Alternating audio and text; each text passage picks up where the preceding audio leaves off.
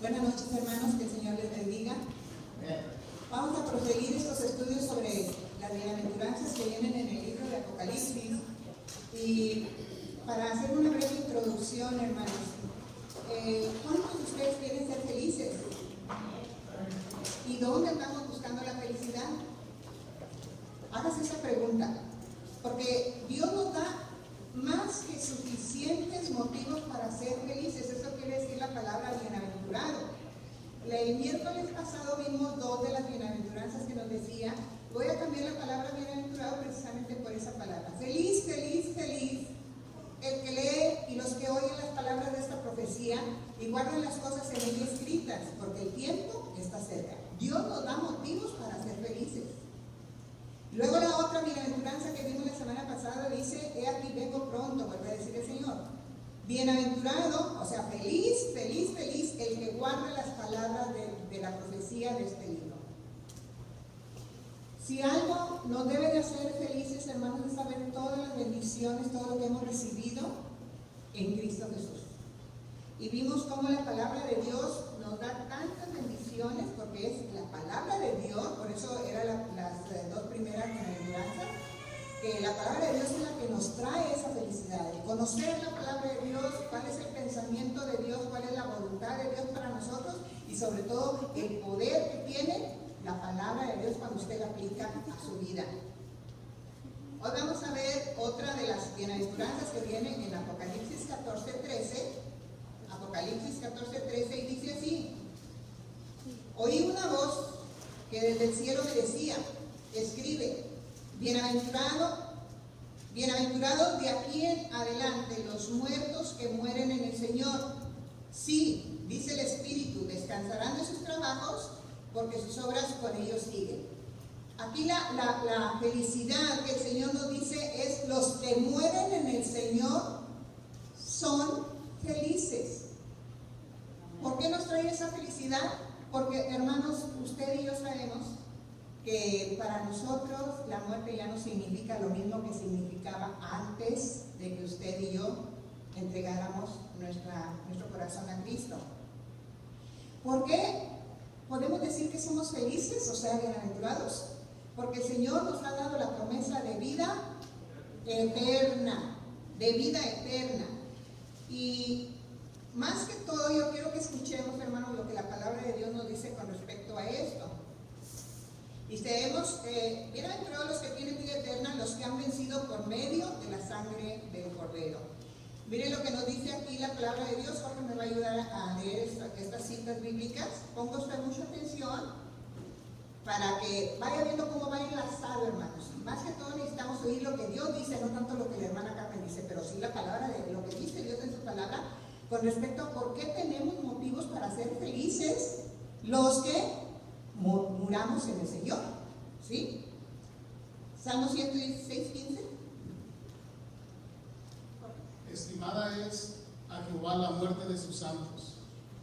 Fíjese nada más ahí, hermanos. Para Dios es preciosa, estimada, o sea, de mucho valor, la muerte de sus santos. O sea, ya el pastor nos ha traído varios mensajes sobre lo que significa, y más este domingo, de quiénes somos santos, ¿verdad?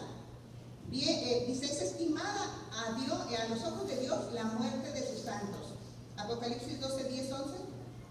Entonces oí una gran voz en el cielo que decía: ahora ha venido la salvación, el poder y el reino de nuestro Dios y la autoridad de su Cristo, porque ha sido lanzado fuera el acusador de nuestros hermanos, el que los acusaba delante de nuestro Dios día y noche, y ellos le han vencido por medio de la sangre del Cordero y de la palabra del testimonio de ellos, y menospreciaron sus vidas hasta la muerte.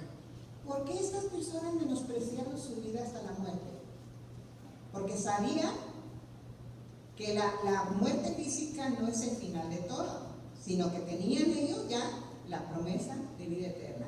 El aferrarnos a las promesas de Dios, hermanos, es lo que nos va a dar valor para poder confrontar toda prueba que venga a nuestras vidas, y sobre todo la muerte física. La muerte para nosotros ya no significa lo mismo, dice el apóstol Pablo: para mí el vivir es Cristo y el morir. ¿Y cuántos de verdad estamos viendo así? ¿Cuántos de verdad lo estamos viendo así? Sinceramente, hermanos.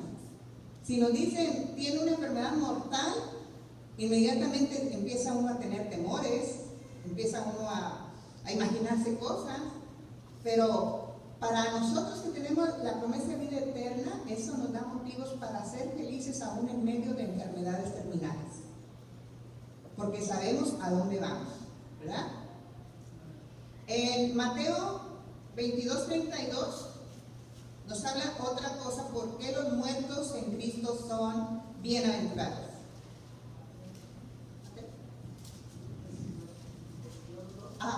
Sí, no, sí, Mateo 22:32.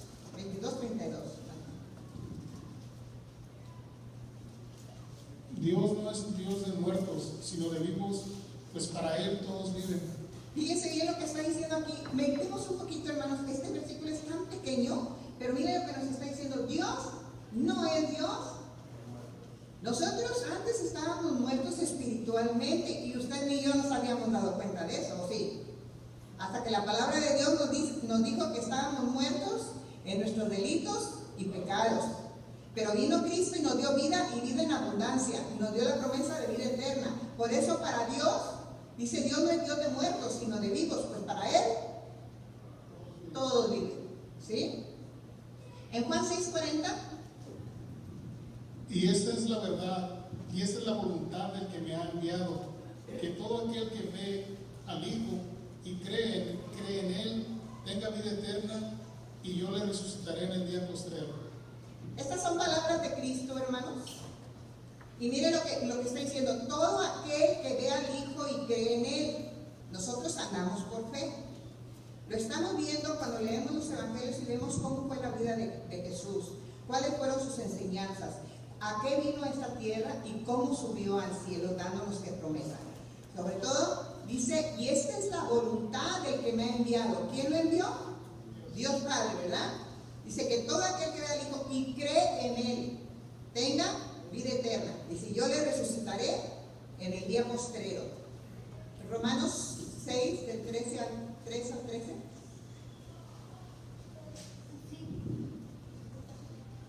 ¿O no sabéis que todos los que hemos sido bautizados en Cristo Jesús, hemos sido bautizados en su muerte? Porque somos sepultados juntamente con Él para muerte por el bautismo, a fin de que como Cristo resucitó de los muertos por la gloria del Padre, así también nosotros andemos en vida nueva. Porque si fuimos plantados juntamente con Él en la semejanza de su muerte, así también lo seremos en la de su resurrección. Sabiendo esto, que nuestro viejo hombre fue crucificado juntamente con Él, para que el cuerpo del pecado sea destruido, a fin de que no sirvamos más el pecado. Porque el que ha muerto ha sido justificado del pecado. Y si morimos con Cristo, creemos que también viviremos con Él, sabiendo que Cristo, habiendo resucitado de los muertos, ya no muere. La muerte no se enseñoreará más de Él, porque en cuanto murió, al pecado murió una vez por todas, mas en cuanto vive, para Dios vive. Así también vosotros considerados muertos al pecado, pero vivos para Dios en Cristo Jesús, Señor nuestro. No reine pues el pecado en vuestro cuerpo mortal, de modo que no obedezcáis en sus concupiscencias, ni tampoco presentáis vuestros miembros al pecado como instrumentos de iniquidad, sino presentaos vosotros mismos a Dios como vivos de entre los muertos, y vuestros miembros a Dios como instrumentos de justicia. Aquí, hermanos, podemos ver lo que dice en el versículo 4, dice, así también nosotros andemos en vida nueva. Para que se lleve a cabo, hermanos, esta felicidad en nuestros corazones, tenemos que hacer un poquito de memoria. ¿Cómo se siente usted? No lo exprese, pero medite. ¿Cómo se siente usted cuando peca y sabe que cometió un pecado? ¿Cómo nos sentimos delante de Dios? Nos sentimos mal. Nos debemos de sentir mal. Nos sentimos miserables. Nos sentimos que le fallamos a Dios. ¿Pero qué nos dice el Señor? Él, si le confesamos nuestros pecados, Él está dispuesto a perdonarnos. Pero a nosotros nos corresponde hacer lo que dice el apóstol Pablo en los versículos siguientes, como dice, no presenten sus miembros para el pecado, sus manos, su boca, todo su cuerpo, ya no debe de participar en el pecado. Nuestro corazón, hermanos, debe de estar entregado completamente al Señor para poder disfrutar día con día de esa felicidad de estar en unión con el Señor.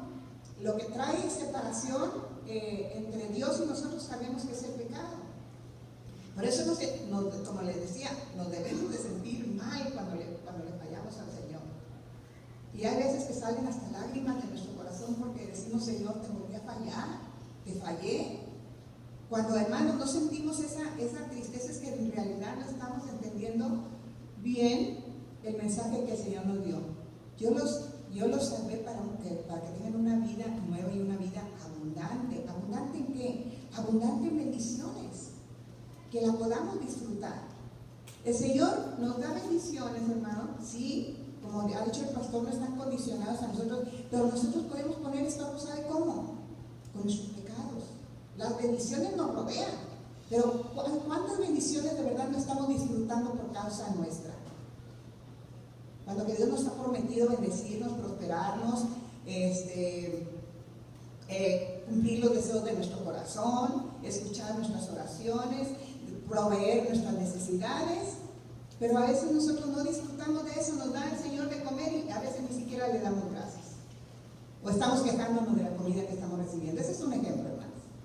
Dios cumple con bendecirnos, pero nosotros a veces no disfrutamos de las bendiciones del Señor por nuestra condición del corazón.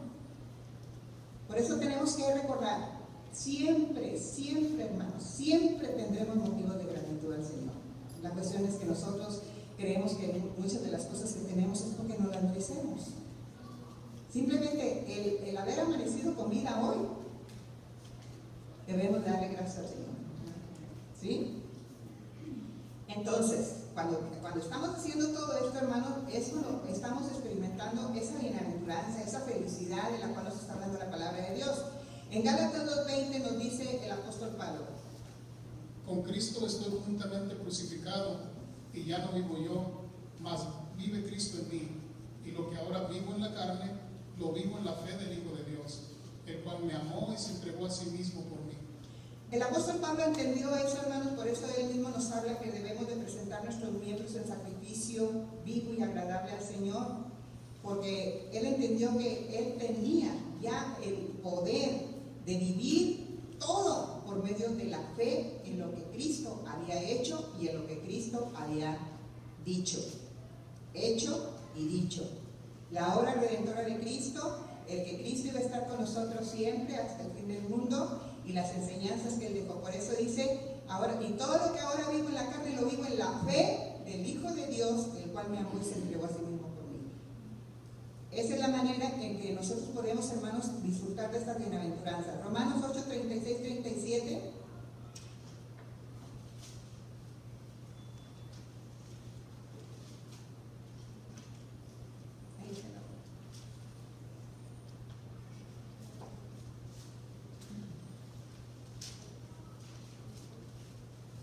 Dice: como está escrito, por causa de ti somos muertos todo el tiempo, somos contados como ovejas de matadero. Antes, en todas estas cosas somos más que vencedores por medio de aquel que nos amó.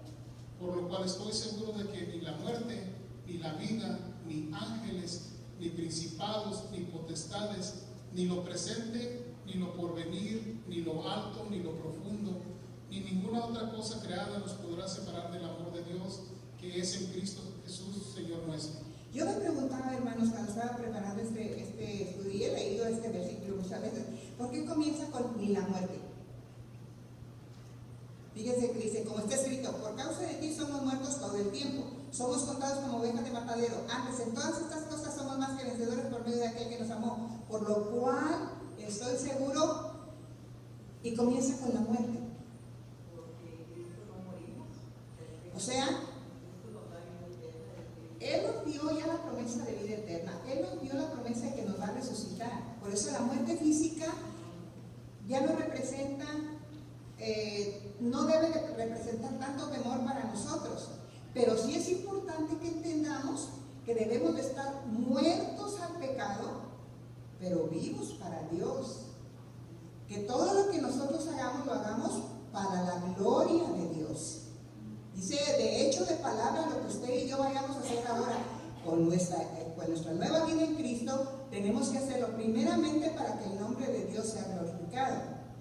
Y segundo, para que la vida de nuestros hermanos, o sea, de la iglesia, también sea edificada y que nosotros podamos crecer y madurar y dar fruto, todo para la gloria del Señor.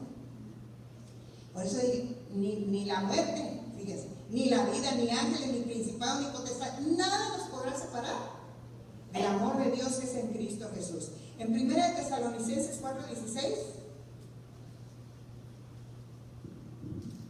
nos dice: porque el Señor mismo, con voz de mando, con voz de arcángel y con trompeta de Dios, descenderá del cielo, y los muertos en Cristo resucitarán primero. Mire por qué la bienaventuranza y la felicidad de los muertos en Cristo, hermanos. Los que durmieron en Cristo son los primeros que van a resucitar, dice el apóstol Pablo, o sea, cuando venga el arrebatamiento de la iglesia. Y luego los que quedamos vamos a ser arrebatados. ¿Qué lugar tan especial ocupan los muertos en Cristo, verdad? Dice, resucitarán primero. O sea, van a ir delante de nosotros, o nosotros vamos a ir delante de los que se queden, de los que van a ser arrebatados aquí. Hermano, todo esto nos da bases para poder decir, de verdad, si yo llego a morir, debo de pensar en todas las promesas que Dios me ha dado en Cristo Jesús. Que dice Cristo, y todos los que creen en mí, aunque estén muertos, ¿sí? Pero también nos habla ahí, hermanos, en la bienaventuranza, dice, y las obras de ellos permanecen. Dice, si dice el Espíritu, descansarán de sus trabajos porque sus obras con ellos siguen. Y digo yo, bueno, ¿de qué obras está hablando aquí la palabra del Señor? Y empecé a investigar sobre las obras que permanecen, son las hechas en Cristo. Por ejemplo, decimos ese versículo, todo lo puedo en Cristo que me fortalece. ¿Qué hemos podido hacer en Cristo que en otro tiempo no hubiéramos podido hacer? Hemos podido aprender a perdonar, hemos aprendido, o estamos aprendiendo a amar a Dios, a ser agradecidos con Dios. Pero también, hermanos, dice que aquí en el mundo vamos a hacer cosas raras, pero hechas en Cristo. En Efesios 2:10 nos dice, porque somos hechura suya, creados en Cristo Jesús para buenas obras, las cuales Dios preparó de antemano para que anduviésemos en ellas. Fíjese una cosa, Dios ya preparó las obras en las cuales quiere que usted ame, en las cuales quiere que yo ame. Entonces, cuando usted y yo recibimos a Cristo, somos nuevas criaturas, ¿verdad? Dice, porque somos hechura suya, creados en Cristo Jesús, ¿pero para qué? Para buenas obras.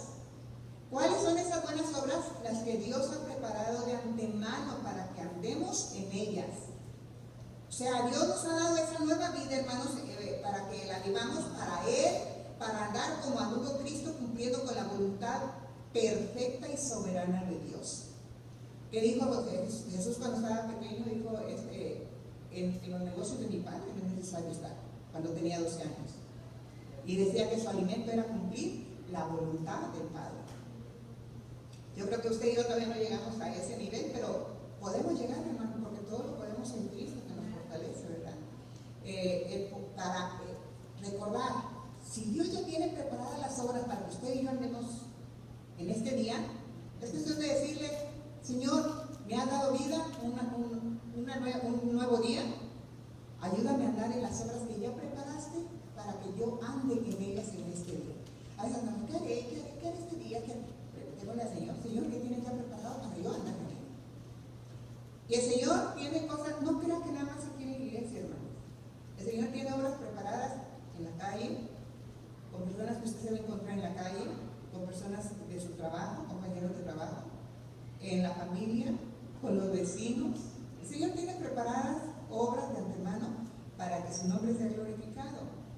En Proverbios 10:16 dice una porción pequeña, no todo el proverbio, dice: la obra del justo es para vida. Todo lo que nosotros debemos de hacer para el Señor, hermanos, debe de ir, dice, son obras hechas en Cristo, deben de llevar vida. Palabras que den vida. ¿Y qué es la palabra que da vida? La palabra del Señor.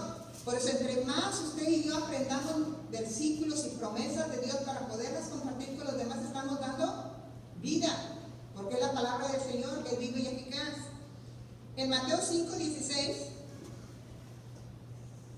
así alumbre vuestra luz delante de los hombres, para que vean vuestras buenas obras y glorifiquen a vuestro Padre que está en los cielos. vuelve a recalcarnos, hermanos, este versículo. Todo lo que usted y yo hagamos deben de ser esas buenas obras hechas en Cristo, que dan vida, pero que sean para que glorifiquen al Señor, para que glorifiquen a Dios. No para que nosotros recibamos la gloria, sino para que sea el Señor el que reciba la gloria. Cuando usted, hermano, pone en obra el don que Dios le dio, porque a todos Dios les dio un don, a todos los que recibimos a Cristo, cuando usted pone a trabajar ese don, debe ser para glorificar al Padre, no para que usted reciba la gloria, porque nosotros somos instrumentos de Dios y debemos de buscar en todo lo que hagamos que sea el Señor el que reciba toda la honra y toda la gloria.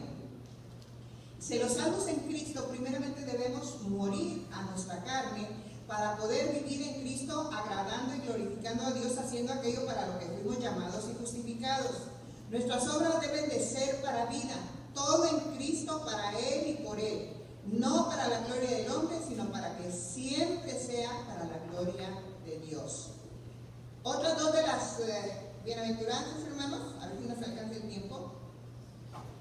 Dice en Apocalipsis 16:15, esa es otra de las bienaventuranzas. Estamos viendo la primera, segunda, tercera, vamos sobre la cuarta.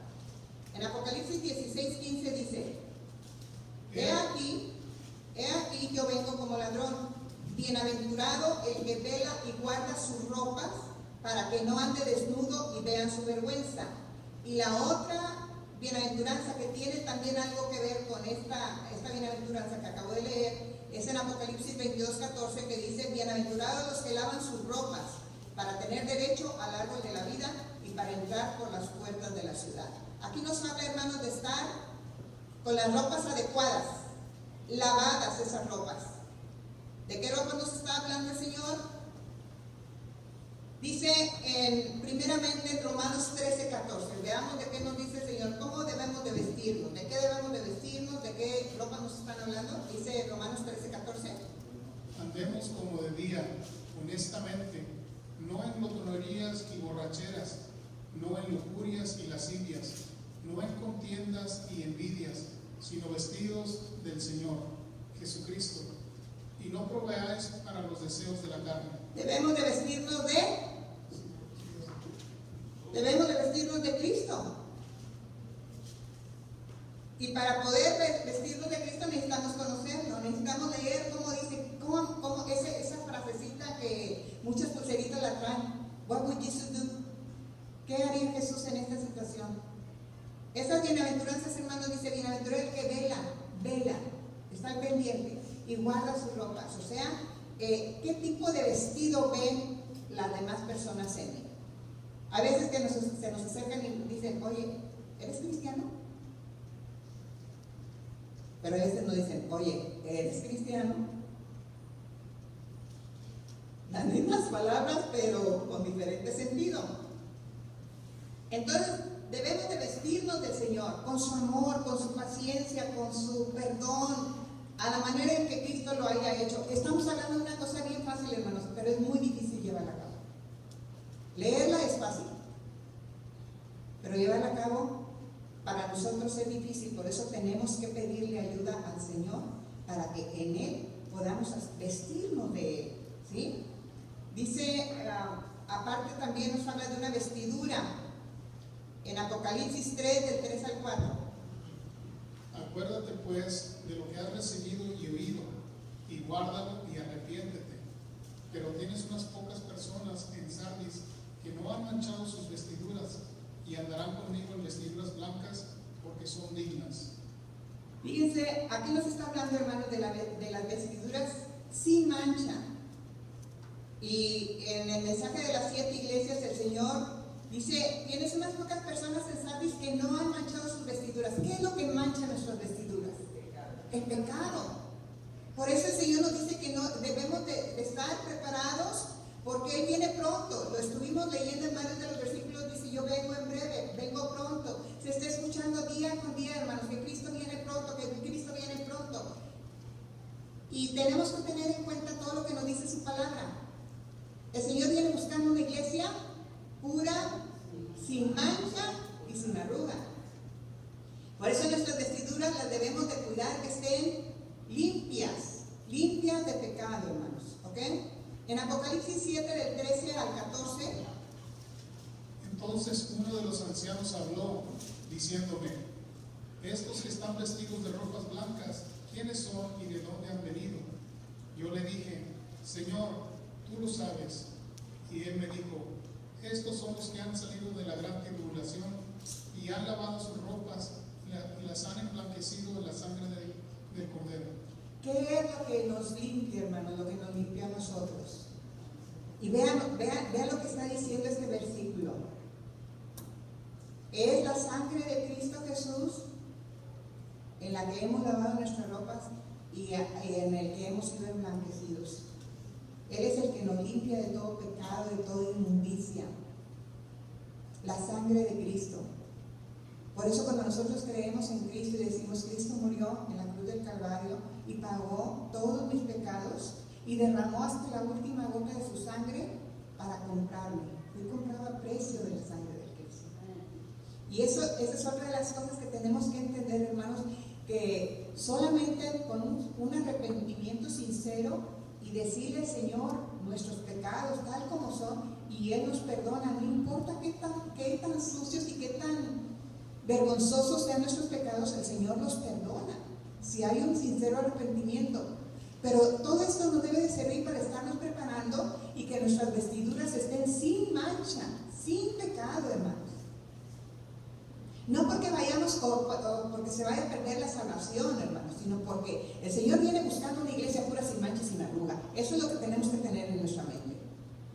Y no esperar, bueno, que al cabo este pecadito no es tan grave como los que hacía antes. El pecado es pecado, hermanos. ¿Sí? Entonces debemos de ver que nuestras obras de verdad glorifiquen al Señor y que nuestras vestiduras sean esas vestiduras blancas, como de la que nos están hablando todos estos versículos. Y en Apocalipsis 19, 7 al 8 nos dice, gocémonos y alegrémonos y démosle gloria, porque han llegado las bodas del Cordero, y su esposa se ha preparado, y a ella, la iglesia, se le ha concedido que se vista de lino fino, limpio y resplandiente, porque el lino fino es las acciones justas de los santos. Otra vez, ¿cómo nos va afirmando el Señor? Dice, a la iglesia se le ha concedido que se vista de lino fino, limpio y resplandeciente para celebrar las bodas del Cordero. O sea, son cosas que a veces nosotros no podemos decir con detalle, pero cuando la palabra del Señor aquí nos está diciendo que esta vestidura es la que nos va a cubrir, y ahí lo dice, son las acciones justas de los santos.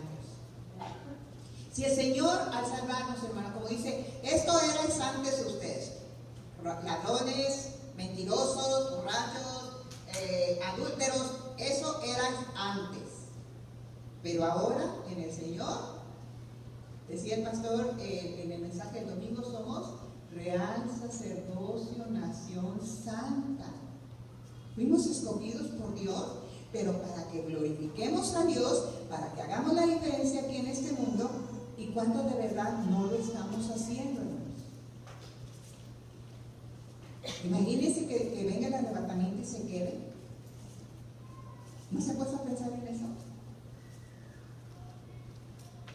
Decir, Señor, no permitas que me engañen. Ayúdame a estar preparado y ayúdame a que todo esto que dice aquí, Señor, que mis acciones te honren, te glorifiquen, que sean esas obras en las cuales yo ando día con día, en las que tú ya preparaste de antemano, Señor, para poder cumplir con tu voluntad y que haga la diferencia en este mundo, pero ante todo hacerlas para la gloria de Dios Padre, ¿sí? En el nombre de Cristo Jesús. En Apocalipsis 6, del 9 a 12, hermanos. Cuando abrió el quinto sello, vio bajo el altar las almas de los que habían sido muertos por causa de la palabra de Dios y por el testimonio que tenían, y clamaban a gran voz diciendo, ¿hasta cuándo, Señor, santo y verdadero, no juzgues y vengas nuestra sangre en los que moran en la tierra. Y se les dieron vestiduras blancas, y se les dijo que descansasen todavía un poco de tiempo, hasta que se completara el número de los siervos y sus hermanos, que también habían de ser muertos con ellos, como ellos. Ahí en esa porción del Evangelio, hermano, de Apocalipsis, nos habla de esas vestiduras blancas que les van a ser dadas a ciertas personas. Pero tenemos que ver, hermanos, que la vestidura es una cobertura, algo que cubre nuestra alma, algo que glorifica al Padre, y pidiéndole al Señor que nos ayude a entender un poquitito más, cada quien en su nivel espiritual en el que vayamos, podemos entender que si nosotros vivimos una vida de santidad, vamos vistiéndonos con esas vestiduras que la iglesia debe de tener. Pero tenemos que ver en forma general cómo son mis pensamientos, cómo son mis palabras, cómo son mis acciones, que todas sean para que el nombre del Señor sea glorificado. ¿Cuántas veces, hermanos, ustedes y yo nos hemos puesto a pensar si acaso lo que hicimos en este día glorificó al Señor? Yo he tenido que reconocer muchas veces en la noche: Señor, perdóname, no te glorifiqué como debería de haber hecho. ¿Por qué? Porque de repente, hermanos, se nos sale la garra, o se nos sale el carácter, o simplemente el desánimo y decir: oye, pero entonces ¿en qué te estás apoyando? Me estoy apoyando en mi propio entendimiento de las cosas y como veo la vida aquí en el mundo, o en las promesas del Señor. Y nosotros tenemos que caminar por fe, pero por fe en lo que Dios ha prometido, en lo que Dios nos ha dado. Usted y yo estamos equipados con las armas que Dios nos dio para poder llevar esa vida, desarrollar esa vida de abundancia, esa vida feliz aquí y allá. Pero el Señor no nos dice que vamos a vivir una vida de miseria, una vida de fracaso. El Señor nos dice que vamos a vivir una vida de victoria en victoria. ¿Cómo? Venciendo nuestra carne y venciendo todo lo que pudiera oponerse a la voluntad perfecta de Dios para nosotros. Vienen pensamientos a veces, hermanos, y dice el Señor que cualquier pensamiento que se oponga a la perfecta voluntad de Dios debemos de llevarlo cautivo y lanzarlo fuera, someterlo a lo que dice la palabra de Dios. Pero cuando dejamos que esos pensamientos negativos entren y manejen nuestras emociones, por eso digo, ¿qué nos puede mover a nosotros los cristianos a padecer depresión? Cuando que el Señor nos está hablando de ser felices, felices, felices. Y esas son nada más las que vienen en el libro de Apocalipsis. Hay otras que predicó el Señor, que vienen en el Evangelio de Mateo. Pero a veces no le ponemos mucha atención, hermanos, y necesitamos ver lo que nos está enseñando la palabra de Dios. Dice: bienaventurados los que leen, los que oyen y los que guardan la palabra de Dios. Por eso se trata más de leer lo que nos va diciendo el Señor. Hay vestiduras, hermanos, para nosotros, y sobre todo las vestiduras reales que nos da el Señor para participar de la boda del Cordero. Acuérdense que todos los que estamos en Cristo, vamos a estar ahí, pero vestidos con vestiduras reales. Amén.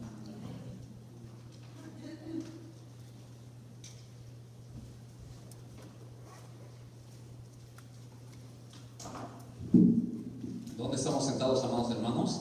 En lugares celestiales. La vida cristiana es por fe. Y la mayoría de nosotros no entendemos eso, hermanos. No entendemos eso.